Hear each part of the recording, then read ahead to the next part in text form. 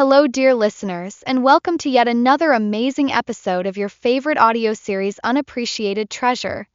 If this is your first time stopping by, thank you for coming.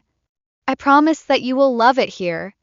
If you are an oldie but goodie, thank you for your continuous love and support.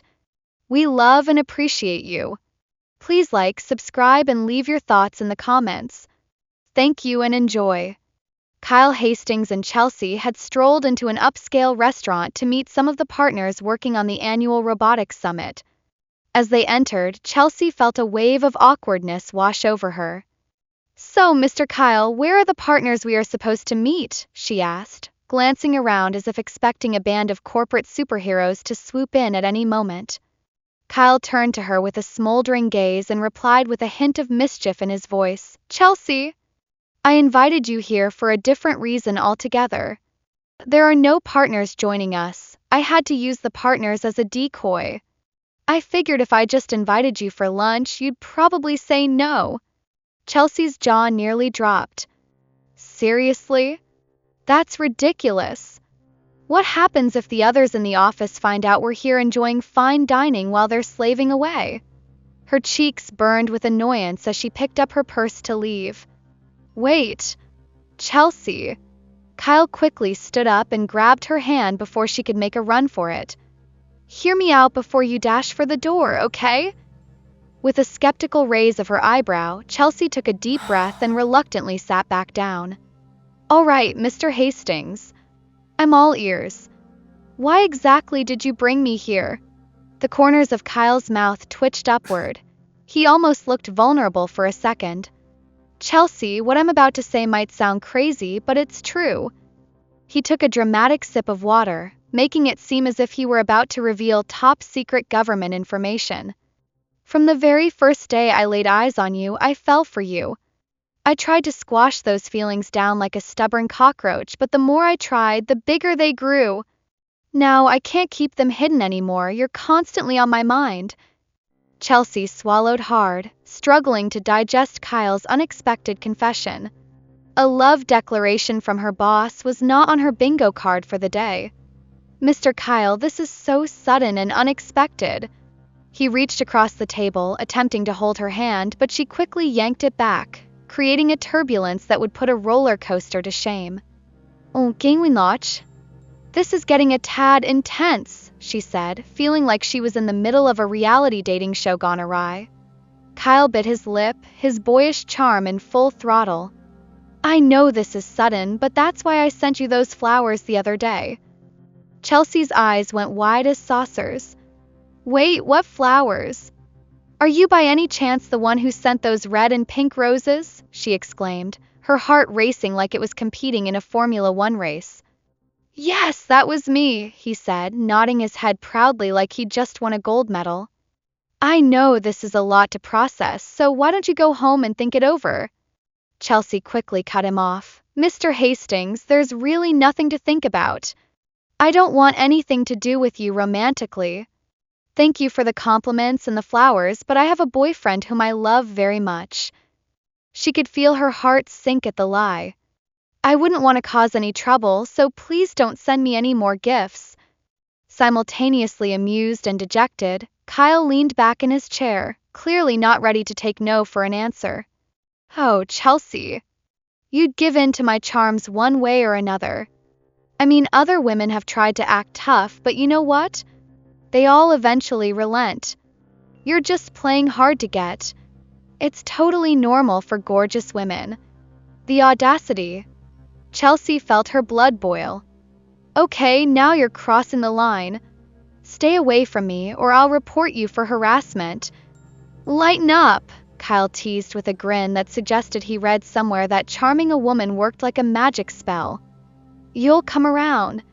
He playfully tapped her nose before standing up to leave, tossing his lethal charisma around like confetti. The only thing that felt festive about this exchange was the rage bubbling in Chelsea's chest. Alone, she stomped down the street to grab a taxi, muttering to herself, "How could he trick me into coming here? What a jerk." When she entered the office, her teammates were quick to pounce. Ruben, full of curiosity, asked, Hey Chelsea, why did you come back alone? Where's Mr. Kyle? Chelsea waved her hand dismissively. Oh, I left him behind. He had some other business to attend to. Nicole, lurking nearby and ready to pounce like a cat watching a mouse, cackled. A snake can only shed its skin, but it will always remain a snake.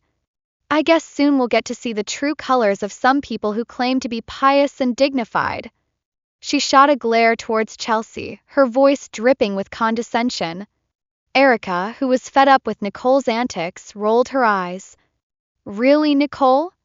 Stop acting like a clown, it just makes you look ridiculous. Cole dismissed her with a flick of her wrist. Whatever, Erica. Jealousy doesn't look good on you.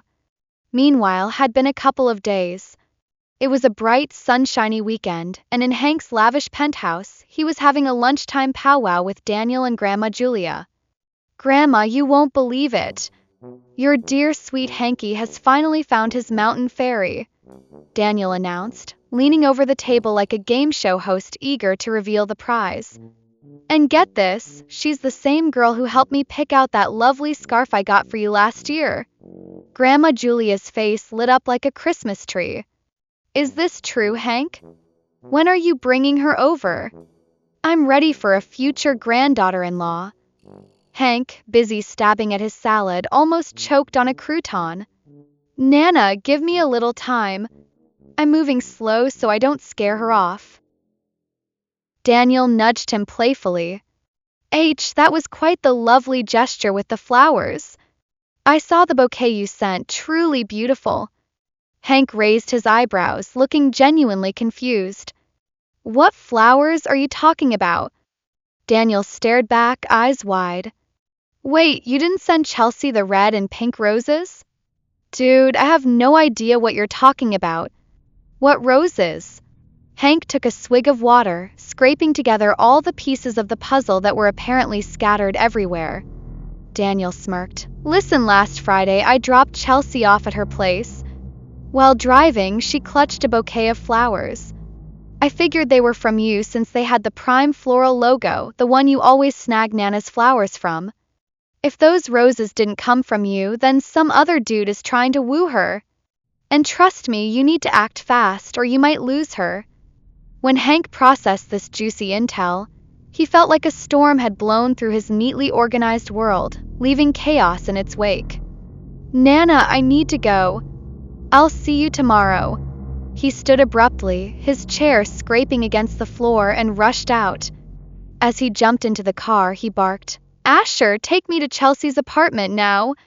And Gina, find out who sent Chelsea those flowers from Friday. Meanwhile, back at Chelsea's apartment, she swung by the grocery store for essentials for the week. Arriving home, her surprise was doubled when she spotted Kyle lounging outside her building like a poorly timed romantic comedy, clutching a bottle of wine like it was a trophy.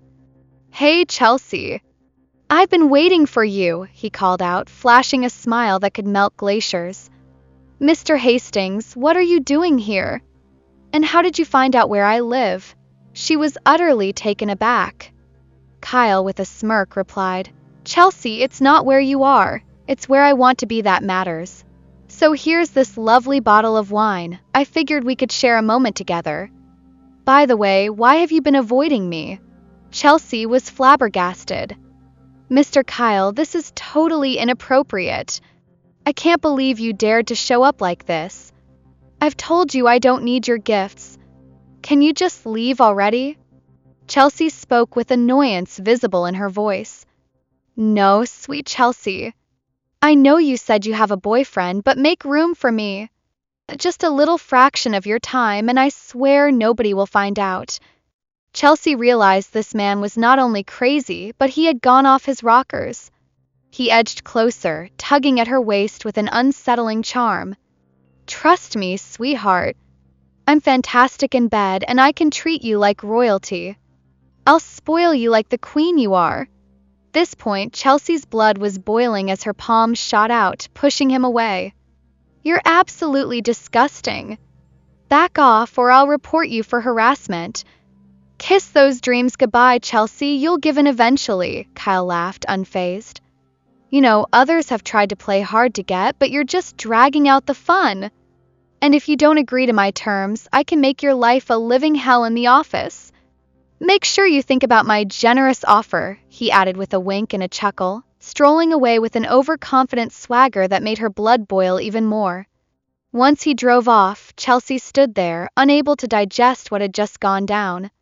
Why does it feel like every time I start getting my life together, something tries to come crashing down? She picked up her grocery bags, trying to keep her anger from bubbling into tears. All the while, Hank was parked around the corner witnessing everything unfold. Fury sizzled through him like a boiling kettle, and he muttered under his breath, "That jerk! How dare he lay a finger on my woman? He'll regret messing with me." All through, poor Asher was seated in front of the car, threatening not to breathe. He didn't want his boss, who was fuming like a hot teapot, transferring his aggression on him. What will Hank do to Kyle Hastings after witnessing him harass Chelsea? Will Kyle be able to withstand Hank's wrath? Hank spoke in a voice that was laced with anger. "Gina, I want you to find out who Kyle Hastings is and all there is to him." Gina, who was sitting in front, turned her head and replied, "Boss, Kyle Hastings works for Daniel. He is the head of the public relations department. I have also checked with Prime Floral. It shows that Kyle Hastings is the same person who had sent Miss Powers the bouquet of roses." Upon hearing this, Hank clenched his fists hard enough that he might leave fingerprints on his palms. "Asher, take me home," he ordered. Asher nodded, silently understanding that when Hank got like this, it was best to comply quickly. A fresh week rolled in, but Chelsea woke up on Monday feeling less than stellar. She groaned as she squinted at the sun streaming through her window. "Oh my goodness, not now. Not when everything is finally going my way."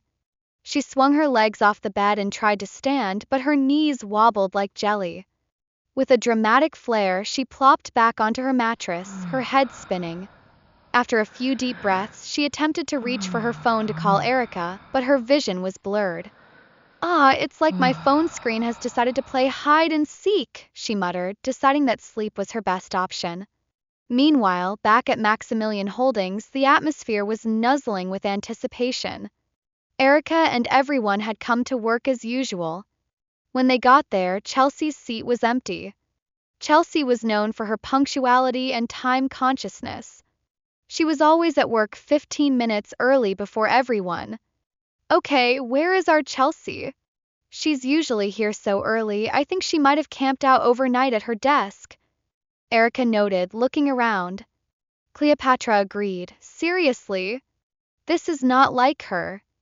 I bet she's off rescuing a kitten or something. Maybe she got swallowed by a pile of paperwork." The girls let out a little chuckle. "Can we find out where Chelsea is? I mean, we can't have our secret weapon gone. I need her sparkling wit in my life." Erica chimed as she dialed Chelsea's number. After a few rings, a barely coherent voice broke through. "Hello? Chelsea? Are you okay? Why aren't you at work?" Erica murmured, her voice filled with concern. "I'm not feeling too well. Can you tell the head of department that I can't make it in today?" Chelsea croaked, sounding like a frog that had been through an opera house. Erica nodded, her mind racing. "It's okay, Chelsea. I'll let him know. But you've got to take care of yourself, all right? Rest up and I'll check on you later," she promised, concerned about her friend. As Erica ended the call and said, "Guys, Chelsea isn't feeling too well. I guess I have to inform Mr. Hastings. But I haven't seen him since morning either." Nicole, who had been silent, spoke in a condescending manner. "It wouldn't surprise me if that bitch was faking being sick, just to spend more time with Mr. Hastings. If not, tell me why both of them decided to be absent on the same day." She gave an evil smile and turned back to her computer. "Listen, Nicole. I hope you know that is actually defaming Chelsea's character. This mouth of yours will one day send you to jail." Erica spoke with an angry tone as she stood up to go over to the human resources. When she got into the office, Becky was working on her computer. When Becky saw Erica, she said with a smile, Hey Erica, come in. It's been long since you came to my office. How can I help you? Erica smiled back and said, Greetings, Miss Anderson. I am here on behalf of Chelsea. Since Mr. Hastings was not on seat, I decided to go to you. When Becky heard this, she had a worried look on her face. Is Chelsea okay? She asked. Erica shook her head and replied, No, Miss Anderson. Chelsea didn't come to work today due to ill health, so I will check on her later after work. Becky looked at Erica and said, Thank you for telling me, Erica. I will take care of this. You can go back to work.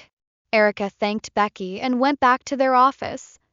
Becky picked up her phone and dialed Daniel's number. When the call got connected, Daniel answered, Hey Bex. What's up? Becky and Daniel were good friends. They both graduated from the University of Leeds together. So, when Maximilian Holdings was created, he had asked her to come work for him as his human resource. He had asked Becky to report anything related to Chelsea back to him. Hey Daniel, I am good. You asked me some days back to report anything related to Chelsea, right? Daniel said yes. Is she in any form of trouble? Or is anyone bullying her? Becky gave a little laughter and replied, Daniel, Chelsea can't be bullied by anyone. She can take proper care of herself. Anyway, she didn't come to work today. Her colleague left my office a few minutes ago saying she wasn't feeling too well. Daniel was a little worried and said, Thank you for letting me know, Bex. We will catch up later, okay? Becky said okay and ended the call. Daniel took his phone and dialed Chelsea's number. The phone rang for a long time and there was no response. He decided to call Hank. Hank was already in his office, working on some documents for his trip to Manchester the next day. When he saw Daniel's call, he answered with a cold and unpleasant tone. What is it, Daniel? Daniel couldn't believe his ears. Did you wake up on the wrong side of your bed? Why so grouchy, mate? Hank's lips curled up in a smile. I know you always call me at this time whenever you have an issue or you need my help with something. So tell me, what is it that you want this time around? Daniel replied. Touche Ash. But sorry to burst your bubbles. This time around, I am calling in regard to your little Miss Mountain Fairy. When Hank heard Daniel mentioning Chelsea, he became alert. What's wrong with Chelsea? Is she okay? Daniel took some seconds before replying. He cleared his throat and said, Your little Miss Mountain Fairy didn't come to work today. She isn't feeling well. I tried calling her a couple of times, but she didn't answer. When Hank heard this, he ended the call without altering another word. Daniel couldn't help but smile. Oh dear Hank. If someone had told me you will be smitten like this, I would have slapped them. That is the power of love. He muttered to himself with a big grin plastered on his face. When Hank had ended his call with Daniel, he called Gina into his office. When she came in, he said, Gina, ask Asher to get ready. We are going to Chelsea's apartment right now. Gina nodded and they both went outside. When Hank got to Chelsea's apartment, he knocked on the door a couple of times and there was no response. He forced the door open and walked into Chelsea's living room. Her living room was small but clean and well organized. He called her name twice, but there was no response. He walked into her bedroom and found her lying on the bed looking so pale. There was a frightened look on Hank's face. He rushed to her bedside and asked, Chelsea, are you okay? He placed his hand on her forehead and she was burning up. Oh my goodness. Chelsea, you are burning up. He lifted her up and said, Gina, call Dr. Montague immediately. Tell him I am coming with Chelsea. Gina immediately called the doctor and asked him to be ready. Hank rushed with Chelsea in his arms, carefully walking down the stairs and into the car. When they were inside the car, Hank held Chelsea in his arms. Her fever was getting worse. She started shivering, crying, and speaking in French. Please don't leave me. Please, Mama, don't go. Please, Papa, come back. As she spoke, she held tight on to Hank's shirt. Hank caressed her hair and replied in French, "Don't worry. I won't leave you.